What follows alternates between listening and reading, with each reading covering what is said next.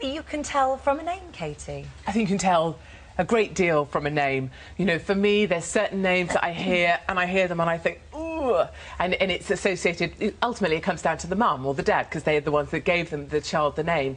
But when I hear screeched across the playground, you know, Tyler, come back here. You know, that's the Tylers, the Charmaines, the Chantels, the Chardonnays. And there's no one shouted out, Esme, come back here. I don't hear that so much, Really? nor do I hear, Ileana, trot back here. You know, you don't hear that, do you? But you hear, Tyler, come here. You know, that. And for me, that summarises everything. A name, for me, is a shortcut. It's a really efficient way of working out what class that child comes from. Do I want my children to play with them? And why would you say, so if you then, from that, you go, OK, well, they're in a lower class than I am, why do you then not want your child because to be... associated with that isn't just about class holes, it's about the fact that they probably haven't done their homework. When my daughter comes home from school, she'll say, oh, Tyler was a real pain today, let's say, because he threw his books across the class and the teacher had to lose her patience. There's a whole set of things that go with children like that that are quite a disruptive influence in school, and that's why I don't like those kind of children. But Monty and Ileana can still be nasty, self-centred airheads, can't they? I tend to think children that have intelligent names tend to have fairly intelligent parents, and they make much better play dates, therefore, for my children. Or, sorry, pardon. I say, we wouldn't say that word. No, not at all. I think, you know, if you look across... Nasty, if you've got the class system at school? I think if mothers were honest with themselves when they vote on that worm of yours, and they say, oh, their child comes out and says, oh, let's say a name, I don't know, Simon has asked me to come and play on a play date, and the mother will say, well, where does Simon live? What that mother is not, she's not asking about geographical location, she's sussing out, do we want to be playing with Simon or not? Anna May. Hello. Go for it. This is snort-worthy, Katie. I mean, I just can't believe that you're such an insufferable snob. And I can tell you that if you do let one of your little darlings go and play with a working-class child, they almost certainly won't come home singing My Old Man's a Dustman. It's safe, really, nothing's going to happen to them. Working-class children are doing incredibly well, and for you to categorise at state schools, and for you to categorise them because of their names, which they didn't even choose themselves, is cruel and unkind and so snooty. It's just so old-fashioned. And, yeah, I don't know who your children are mixing with, but it's not the children's friends who will make them do well in the end. And I can also tell you that on Friday I was at my daughter's graduation. She qualified as a doctor. I've got 2 doctors in the family, went to state schools. I'm the daughter of an Irish immigrant. And there were Dr. Kylie's graduating, Dr. Charmaine's. So tell me, if you were sick or one of your children was sick, would you let a Dr. Kylie treat your children? Or would it be too appalling because they're working class? Well, the lawyers I work with, I can't think of a single Charmaine nor a Kylie. Okay, I don't meet many myself. I meet a lot of Horatios. Charmaine Cree, the Australian Paralympian gold, silver and bronze medalist. Tyler Cowan, New York Times journalist and professor of economics. Brandon Flowers, musician, lead singer of the Killers. You say that to me, and I hear those names. I mean, I think it's probably what we all associate with children we know that have those names. I hear that last name and I think, hasn't done the homework, will always rock up late, has the mother signing in. Reason for being late, running late. Are your opinions not really restricting your children? They are, but you know what? But why would you do that? But we haven't got a lot of time. Why would you do that? We are really time short in this world, and we need shortcuts to make decisions. That's why you shouldn't be sneering at people, Katie. It's about very sneering. Quick. It's about making fast choices for your children that you think are for the best. I know, and one day they'll get to do their own thing. My friends at primary school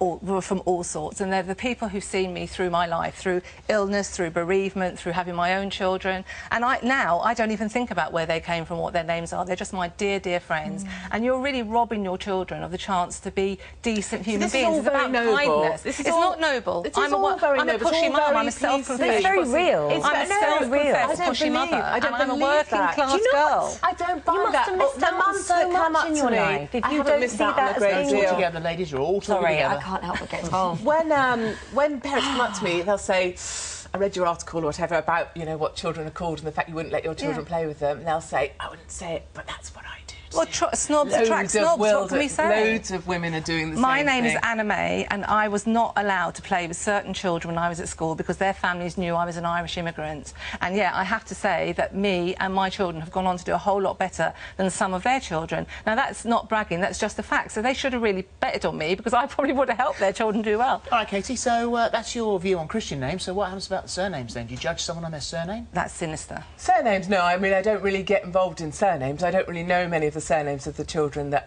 of the friends of my children, so I wouldn't judge them on their surnames. It's just because you're on very dangerous territory. You start to judge someone on their surname. Well, as I said, I don't judge people on their surnames, but certainly I do make a very quick decision based on their first names. And there's a whole bunch of first names that I don't like. I don't like footballers' names. I don't like names after seasons of the year. I don't like geographical location names, celebrity names, things like Apple, things like, you know, Tilly Fizz or Jolly Apple, whatever they've decided to call their crazy. Poppy.